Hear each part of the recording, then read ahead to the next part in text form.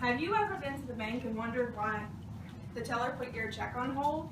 And you think, why can't I have my money? I'm sure each of you have bank accounts, and that's why I brought you here today.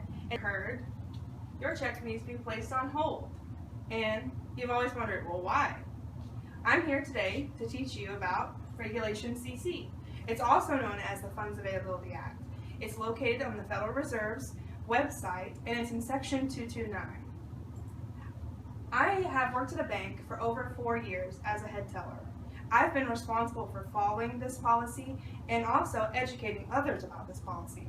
So let's dive right in and find out what it is, what it does, and how does it affect you. So what's the purpose? It's to ensure prompt availability of the funds and to expedite the return of checks. That's its core definition according to the NCUA. So there's two different types of holds. You have local holds and exception holds. So why are there different lengths of time? A local hold is held for 2 business days after the deposit. So for example, if you made a deposit on Monday, your funds won't be available until Wednesday. A local check is anything that's not state or government issued. These are personal checks written to you from other people, payroll checks, things like that. An exception hold is available to you on the 7th business day after the deposit. And exception checks are anything that's $5,001 and over. But there's other exceptions such as non-sufficient funds, you're frequently late on your loan, things like that. We want to hold your check longer because of your history with us. Now, do I get a part of the check before it's released, or do I just have to wait the whole time? Is a common question. And here's the breakdown of when the money is available at what time. So if you have the local hold, which we explained was the 2-day, you receive $200 that day, the rest the 2nd business day after the deposit. If you fall into the next category, which is the exception hold, you'll get $200 that day, $48 the 2nd business day, and the 7th the rest, whatever the remainder is. All of this is provided to you by the FDIC. All the availability schedule, everything can be located on their website. So what about new accounts? Does this apply there? Yes. All accounts 30 days or newer, the check must be placed on hold. The whole check, the whole time. If the check is $5,000 or less, it falls into the 7th business day hold. If it's $5,001 or more, it's 9 business days. There is no $200 available to them that day. This, once again, is in the NCUA policy guide.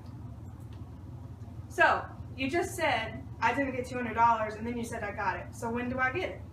Well, the case by case, which is the local, you get it then, the large deposit, but if you're frequently overdrafts or you're redepositing an item, you won't get funds until they've been released. So, your check needs a hold. Now we all understand why the tellers say that to you, but we also have to say it to you. The Federal Reserve tells us we have to notify the member of the availability of their funds. We cannot place their check on hold without letting them know. So, here's a brief overview of everything I've discussed today.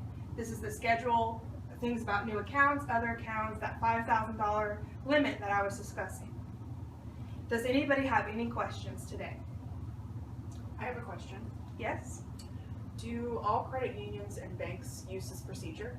Yes. They have to use this procedure at a credit union and a bank because the FDIC and the NCUA follow this procedure. I have a question. Yes, ma'am. How long is it considered a new account? Is there a time limit or a time frame that you're considered a new account member? Yes, it's 30 calendar days, not just 30 days. So if you come in June 29th, you have to wait until July 29th for you to get out of that category. 30 whole calendar days. So now you know why you can't have your money when you want it, at least every time.